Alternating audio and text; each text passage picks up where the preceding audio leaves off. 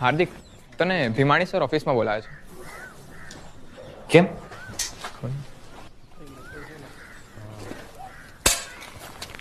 મી અહીંયા આવજો તો ભાઈ.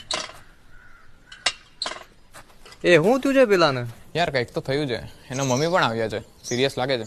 હા બરાબર છે. ચાલ. હા કંઈક તો લોચો લાગે છે.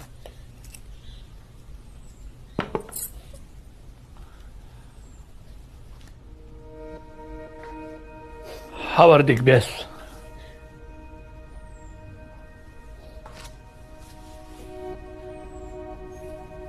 જો હાર્દિક, હું સીધી મુદ્દાની વાત પર આવી જાઉં છું. અમને બધાને લાગે છે કે છેલ્લા થોડા સમયથી તું ક્યાં કટવાયેલો છે. દિવસે ને દિવસે તારા માર્ક્સ ઘટતા જાય છે.